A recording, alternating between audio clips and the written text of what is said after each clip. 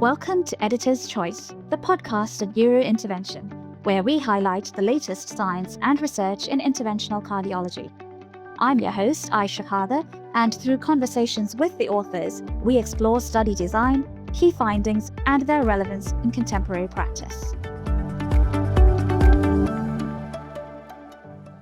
In this episode, we'll be discussing the state-of-the-art paper on TAVI and coronary interventions, indications, technical considerations, and clinical scenarios. I'm very pleased to be joined by the senior author of this paper, Professor Giuseppe Tarantini, who is full professor from University Medical School of Padua. Welcome, Professor Tarantini. Thank you for having me. Let's start with the scope of the review. Given the expansion of TAVI in younger and lower-risk patients, why has the interaction between coronary artery disease, PCI, and TAVI become such an important topic? Okay, so the main message of this review is exactly, stay in the title. TAVI now is used in younger and lower-risk patients. That means that the life expectancy in these patients should be longer. So the coronary management must be planned as a lifetime strategy. So when we talk about lifetime strategy in this setting, we need to think that this concept links two macro areas. Revascularization strategy that is inseparable from the valve strategy. So the two big clinical domains that we're going to discuss during this interview, but actually are fully detailed in the review, is two things. One is the CAD management, and the other one is the TAVI-related coronary complication. Let's discuss with the pre-TAVI CAD assessment. So starting with patients who have coronary artery disease before TAVI, how should CAD be evaluated, and what is your practical algorithm for deciding who should undergo PCI before valve implantation? Okay, and actually, when we talk about the pre-TAVI CAD evaluation, we have a few points that we need to focus and cover. So besides all the imaging modality, we start from the clinical admission of the patients. If we have a patient with an ACS, we have to treat according to ACS AMI guidelines. And PCI, if clinically indicated, we go for PCI before, the evaluation and consideration of aortic valve replacement.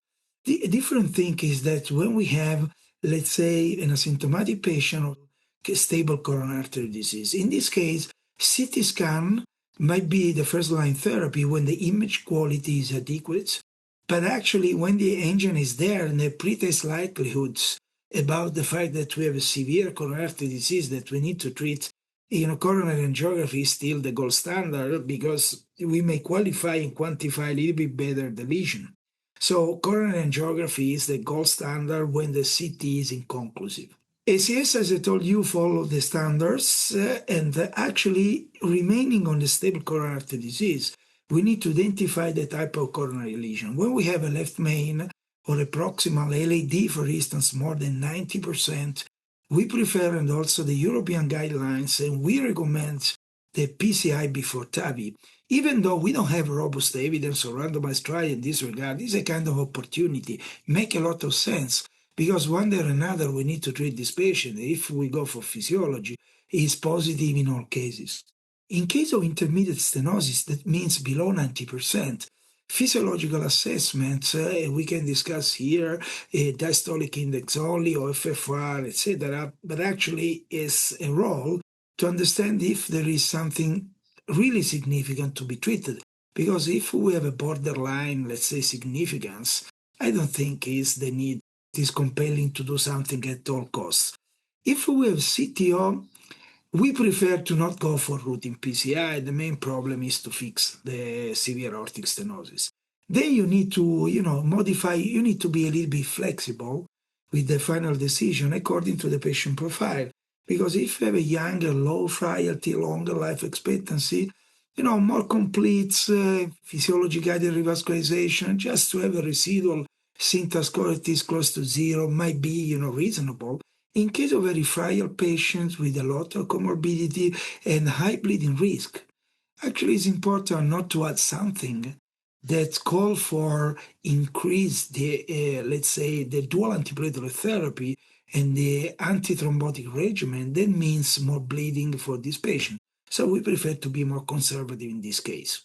That's a very good point and an important consideration, not just about the procedure itself, but also the downstream effects of dual antiplatelet therapies as well as anticoagulants. Now, regarding the timing of PCI around TAVI, once significant coronary artery disease has been identified in those who don't require it acutely, how do you decide whether PCI should be performed before TAVI, during the same procedure, or deferred until after TAVI?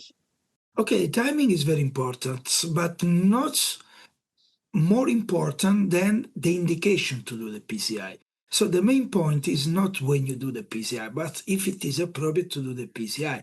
And the feasibility of doing a revascularization is never an indication. So this is an important statement just to share with all of you. Related to the time of PCI, I just want to say with one sentence that all is about, the risk that you choose and that you want to control. Let me explain a little bit better. Once the lesion and the patient selection are defined and you have a clear indication, the timing determines where the priority is the ischemic protection, procedural simplicity, or preservation of future access, just to simplify the final message and consideration. But anyway, for instance, if we go before TAVI with the PCI, the risk that we want to control is the periprocedural ischemia during TAVI to fix unstable or critical proximal left main disease, or we have a patient with ACS and the reason of admission is coronary, is not the TAVI, and some kind of hemodynamic concern before valve treatment. Because, for instance, we have a low ejection fraction, very proximal lesion, very, unstable patient. We prefer to fix, in an easy way, the coronary lesion than to move forward to TAVI. On the contrary, after TAVI, the risk that you want to control is to avoid routine and unnecessary upfront PCI. And, you want to reduce also unnecessary treatment in general. And you want to see how is also with a short follow-up, how is the clinic of the patient, the symptoms of the patient. Because the patient, you perceive that is a high bleeding risk, you don't want to have more in terms of antithrombotic therapy, etc. But on the contrary, what you may pay choosing after TAVI, future coronary access may be harder. Obstruction and access risk depend on valve and anatomy. This, as I told you, a kind of opportunity that you need to evaluate, because if the risk to go to have, let's say, kind of coronary obstruction or to obstacle the coronary access, sometimes it is better to fix first the coronary. And another things that you may pay during the PC after TAVI is the concept that, as I told you, the risk to not preserve the access. And this is, sometimes is important, mainly when you have a significant coronary artery disease burden in this patient. So to try to summarize, timing, ACS left main before TAVI, okay? Lesion likely to cause hemodynamic instability before TAVI. Simple lesion, clear PCI indication, and stable patient, you can do before but same session, because this is going to be 5-minute stent. Actually, you can do that with 20 cc of contrast, and then you go for TAVI. Stable CAD, intermediate lesion, uncertain indication, uncertain physiology, we go for TAVI first, and then we can reassess. There is no need to, to rush and to do something that you may regret at the end. When you have a very complex, high contrast risk, CKD, low ejection fraction, you prefer, to go probably for staged PCI after TAVI is needed.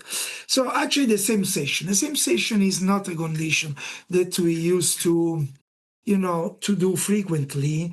But actually the main message for all of you is that the same session is possible and feasible, again, when the lesion is very simple. You don't risk anything for the patient, you don't increase the contrast dye, and so forth. So favorable condition are simple lesion, clear indication, stable hemodynamics, good vascular access, sensation. What is not sensation?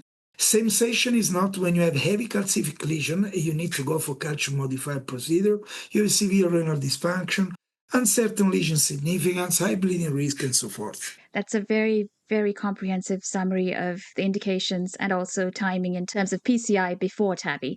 Now, moving on to the post TAVI setting, how should operators approach a planned or unplanned PCI after TAVI? And what are the main technical considerations of coronary re-access? Because, as you mentioned, that's an important consideration in the post TAVI setting.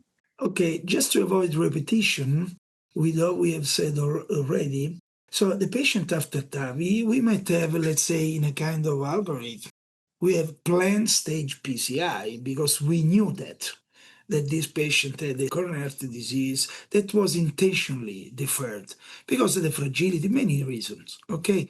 Or you have, something that was borderline in terms of physiology, in terms of angio evaluation, and so forth. Then we have another scenario that is the unplanned PCI. That means acute coronary syndrome, new symptoms, or new ischemia. May happen, let's say in 1 year is, less than 10%, but it happens. Okay. So in this case, what we need to do is to go for CT scan because we need to review it has been done during the first TAVI implantation. Because we need to look for the commission alignments, to understand if there is a good alignment and easy reaccess with a misalignment. And in this case, you have a higher chance of difficult engagement. Then we need to look at the coronary, the anatomy surrounding the prosthesis by CT scan. This is low coronary takeoff, narrow sinuses, the type of the frame, small cell design with the previous iteration of the valves, the prosthesis that we implanted, let's say 10, 15 years ago. Actually, we need to think also if this patient need to go for RETAVI and also to consider the coronary access and to prepare this complex access strategy. So we need to review all these points. It is, CT scan is really the mainstay to have a kind of coronary access checklist. This is the point. We need to create a kind of ideal checklist by means of CT scan, and then we go for selective cannulation. Finally, coronary obstruction during TAVI, either native or redo TAVI, is rare but potentially catastrophic as a complication.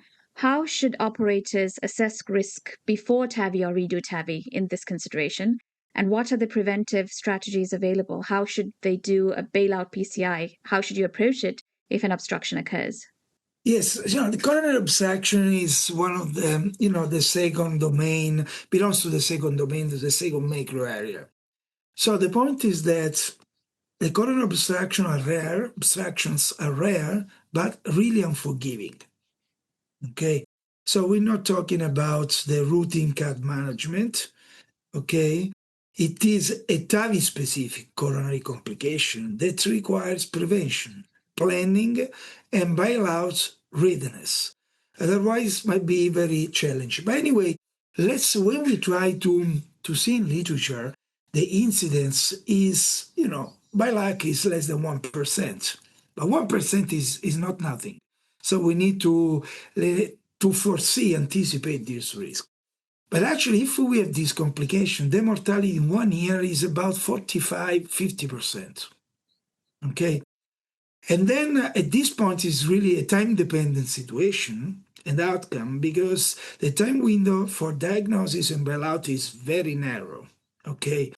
And the risk is markedly higher in case of THV and THV involve because at that point you have different layer in front of the coronary. And you might have a sinus sequestration, but also you have 4 different layers that you need to get through with the catheter. It is not an easy finding. Again, everything is about planning to prevent it, and the CT scan is the mainstay. And when we see that we face a high-risk situation, that means we have, let's say, a very narrow VTC or VTJ, VTC STJ, that means the extra prosthesis space that is very snug. In this case, we need to anticipate if it's better to go with an active prevention in case of THV and THV, for instance, that is basilica leaflet modification by any, just, we need to go with coronary wire just to protect, sometimes also with the stand-in, etc. And we need to have also some bailout PCI option, that is the chimney snorkel stenting with minimal protrusion. And, we need to consider all these aspects. As I told you, the redo TAVR adds risk through the sinus sequestration. So in this case, the planning is a little bit more complex, and you need to be familiar with all these bailout maneuver or preventive maneuver, but sometimes are very difficult, a little bit tricky. That is the leaflet modification and so forth. But actually, this is a new chapter that's the interventional cardiology were not used in the past. So this is a new chapter that we need to be acquainted. Thank you so much, Professor Tarantini, for this excellent summary of a very pertinent and comprehensive state-of-the-art paper on TAVI and coronary interventions. Thank you very much for having me. Thank you for listening to Editor's Choice. To read the full article discussed in this episode, visit EuroIntervention.org. And if you've enjoyed this podcast, please subscribe to Editor's Choice for more conversations behind the science published in EuroIntervention.